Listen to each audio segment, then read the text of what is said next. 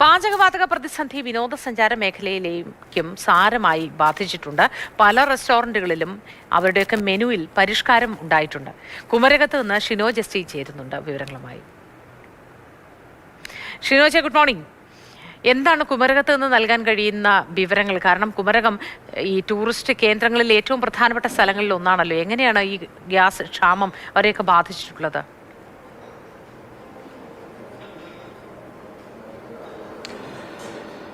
മോത്തി സൂചിപ്പിച്ചതുപോലെ തന്നെ നിരവധിയായിട്ടുള്ള വിദേശികൾ എത്തുന്ന സ്ഥലമാണ് കുമരകം എന്ന് പറയുന്നത്.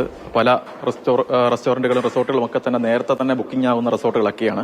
പ്രത്യേകിച്ച് ഇത്തരത്തിൽ എത്തുന്ന റിസോർട്ടുകൾ അവർ ഈ വിദേശികളൊക്കെ തന്നെ ബുക്ക് ചെയ്യുന്ന സമയത്ത് തന്നെ അവിടുത്തെ മെനു ഉൾപ്പെടെ നോക്കിയാണ് അവർ ഇത്തരത്തിൽ ഈ കാര്യങ്ങളൊക്കെ തന്നെ ബുക്ക് ചെയ്യുന്നത്. അതിനാൽ തന്നെ വിശദമായ മെനു ആ സമയത്തൊക്കെ തന്നെ ഉണ്ടാകും. പക്ഷേ കഴിഞ്ഞ ഒരു 3-4 ദിവസമായിട്ട് ഈ മെനു ഉൾപ്പെടെ വെട്ടിച്ചുരുക്കേണ്ട അവസ്ഥയിലേക്കാണ് നിലവിൽ ഇപ്പോൾ ഈ റെസ്റ്റോറന്റും ഒക്കെ തന്നെ എത്തിയിരിക്കുന്നത്. നമ്മളിപ്പോൾ ഉള്ളത് കുമരകത്തെ ബാക്ക് വാട്ടർ റിപ്പിൾസ് എന്ന് പറയുന്ന ഒരു പ്രധാനപ്പെട്ട റിസോർട്ടിലാണ്. ഇവിടെ സാധാരണ ഇതിനു മുമ്പൊക്കെ ആണെങ്കിൽ ലൈവായിട്ട് ദോശയും പൊറോട്ടയും ഒക്കെ ഉള്ള കാര്യങ്ങളൊക്കെ തന്നെ ലൈവായിട്ട് ചെയ്തുകൊണ്ടിരുന്നതാണ്. പക്ഷേ ഈ ഗ്യാസ് കിട്ടാതെ വന്നതോടുകൂടി അത്തരത്തിലുള്ള കാര്യങ്ങളൊക്കെ തന്നെ പൂർണ്ണമായും ഒഴിവാക്കിയിരിക്കുകയാണ്. എനിക്കിപ്പം ഇവിടുത്തെ എക്സിക്യൂട്ടീവ് ഷെഫായിട്ടുള്ള ആനന്ദ് കൂടി ചേരുകയാണ്. നിലവിൽ ഇപ്പോൾ എന്താണ് ഇത്തരത്തിൽ ഡ്രിം ചെയ്തിരിക്കുന്ന കാര്യങ്ങൾ? ഞാൻ Anand, executive chef back water ripples. ഇപ്പോൾ ഈ പറഞ്ഞ പോലെ സൂചിപ്പിച്ച പോലെ ലൈവ് സ്റ്റേഷൻസ് ഒന്നും തന്നെ നമ്മൾ എല്ലാം ഇൻഡക്ഷനിലേക്ക് മാറ്റി. ദോശ അങ്ങനെയുള്ള ഒന്നും തന്നെ ഇല്ല. സ്റ്റീംഡ് ഐറ്റംസ് ആയ ഇഡ്ഡലി, പിന്നെ അതേപോലെ പുട്ട്, അതേപോലെ തന്നെ ഇടിയപ്പം അങ്ങനെയുള്ളതൊക്കെ മാറ്റേണ്ടി വന്നു. ഈ സാഹചര്യം ഇനിയും അങ്ങോട്ട് അങ്ങനെ ക്രൂഷ്യലായി വന്നു കഴിഞ്ഞാൽ മെനു മൊത്തത്തിൽ തന്നെ നമുക്ക് ട്രിം ഡൗൺ ചെയ്യേണ്ടി വരും. ഇതിനെന്താന്ന് വെച്ച് കഴിഞ്ഞാൽ എല്ലാവരും പ്രീ ബുക്ക് ചെയ്ത് വരുന്ന ആൾക്കാരാണ്. അപ്പോൾ അവരുടെ എക്സ്പെക്ടേഷൻ ലെവൽ എന്ന് പറഞ്ഞു കഴിഞ്ഞാൽ ഭയങ്കര കൂടുതലായിരിക്കും. ഇതേപോലത്തെ ഒരു 5 സ്റ്റാർ റിസോർട്ടിൽ വന്നിട്ട് നമുക്കിതേ കഴിക്കാൻ പറ്റുള്ളൂ, അല്ലെങ്കിൽ ഇത്ര ലിമിറ്റ്സേ ഉള്ളൂ, അല്ലെങ്കിൽ ഇതേ ഉള്ളൂ എന്ന് പറയുമ്പോഴത്തേക്കും ഭയങ്കര ബുദ്ധിമുട്ടാവും. നമുക്ക് അവരെ സാറ്റിസ്ഫൈ ചെയ്യാൻ ആസ് എ ഷെഫ് നമുക്കൊരു ഭയങ്കര ഒരു ബുദ്ധിമുട്ടാണ്. കാര്യം എന്ന് വെച്ച് കഴിഞ്ഞാൽ നമുക്ക് ഇത്രേ ഉള്ളൂ, ഇതേ തരാനുള്ളൂ എന്ന് പറയുമ്പോഴത്തേക്കും അതൊരു ഭയങ്കര ഒരു ഓഫ് കട്ട് മൂഡാണ്. നമുക്കൊന്നും പറയാൻ പറ്റില്ല അവരോട്. നേരത്തെ ബുക്ക് ചെയ്ത് വരുന്ന ആളുകളായിരിക്കും. അതെ, എല്ലാവരും ബുക്ക് ചെയ്ത് വരുന്നതാണ്. ഇനിയും ബാങ്ക്വറ്റ്സ് ആയാലും ഞങ്ങൾക്ക് ഏറ്റവും കൂടുതൽ ഡെസ്റ്റിനേഷൻ വെഡിങ്സ് ഒക്കെ ഉള്ളൊരു സ്ഥലമാണ്. അത് ഞങ്ങൾക്ക് ഭയങ്കരയേറെ ബുദ്ധിമുട്ടുണ്ടാക്കും. കാര്യം ഗ്യാസ് ഷോർട്ടേജ് വന്നു കഴിഞ്ഞ് കഴിഞ്ഞാൽ ഇപ്പം നമ്മൾ കൺവെൻഷണൽ രീതിയിലേക്കൊക്കെ മാറാൻ ചിന്തിക്കുന്നു. നമ്മൾ അതിന് വേണ്ടിയിട്ടുള്ള എല്ലാ പരിപാടികളും നോക്കുന്നു. അതായത് ഇലക്ട്രിക്കൽ കുക്കിങ്ങിലേക്ക് പോകുന്നു. ഇപ്പോൾ കഴിയുന്നതും ഐകോംബിയിൽ വെച്ചിട്ടാണ് നമ്മൾ ബാക്കി മിനിമൽ യൂസ് ഓഫ് ഗ്യാസ് എന്നുള്ള രീതിയിലേക്ക് പൊയ്ക്കൊണ്ടിരിക്കുകയാണ്. മനസ്സിലാക്കാൻ പറ്റുന്നുണ്ടോ? മനസ്സിലാക്കാൻ പറ്റുന്നുണ്ടോ എന്ന് വെച്ച് കഴിഞ്ഞാൽ ഒരു പരിധി വരെ നമ്മൾ ഈ ഒരു രീതി പോവുകയാണെന്നുണ്ടെങ്കിൽ ഈ ഒരാഴ്ച കൂടി ഓടിക്കാൻ പറ്റുന്ന ഒരു കണ്ടീഷനിലാണ് നിൽക്കുന്നത്. കാര്യം ഇതിൽ ഓക്യുപ്പൻസി കൂടുന്നതനുസരിച്ച് അവരുടെ എക്സ്പെക്ടേഷൻ കൂടും.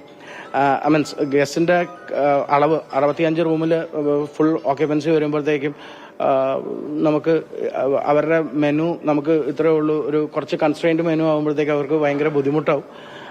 അപ്പം ആ ഒരു ബുദ്ധിമുട്ട് നമുക്ക് എങ്ങനെ ടാക്കിൾ ചെയ്യുമെന്ന് വെച്ച് കഴിഞ്ഞാൽ പറഞ്ഞു മനസ്സിലാക്കുന്നുണ്ട്. നമ്മൾ നമ്മുടെ മെനുകളൊക്കെ കട്ട് ഷോർട്ട് ചെയ്തുകൊണ്ടിരിക്കുകയാണ്. കൂടുതൽ തന്തൂർ അല്ലെങ്കിൽ കൂടുതൽ കോംബി, അതായത് ഗ്യാസ് ഉപയോഗിക്കാത്ത രീതിയിലുള്ള ഇലക്ട്രിക് അവൻസ്. ഇപ്പം നിങ്ങൾക്ക് അങ്ങോട്ട് നോക്കിക്കഴിഞ്ഞാൽ കാണാം, ഇത് കണ്ടോ, ഇൻഡക്ഷൻ വെച്ചിട്ടാണ് ഓംലെറ്റും എല്ലാം. അതേപോലെ ഈവൻ നമ്മുടെ ബുഫേ നോക്കിക്കഴിഞ്ഞ് കഴിഞ്ഞാൽ എല്ലാം ഇൻഡക്ഷൻസ് ആണ്. അപ്പം വേറെ നമ്മൾ അതിൻ്റെ അകത്ത് ഗ്യാസോ ഒന്നും തന്നെ ഉപയോഗിക്കുന്നില്ല. അപ്പം ഈ ഒരു രീതിയിലേക്ക് ഇനി മാറേണ്ടിയിരിക്കുന്നു. ഇനിയിപ്പം ഇത് കൂടുതൽ പോവുകയാണെന്നുണ്ടെന്നുണ്ടെങ്കിൽ ഒരാഴ്ചക്കുള്ള ഗ്യാസ് മാത്രമേ, ഒരാഴ്ച പോലും ഇല്ല, 3-4 ദിവസം അത് ഈ ഓക്യുപ്പൻസി പോലെ ഇരിക്കും.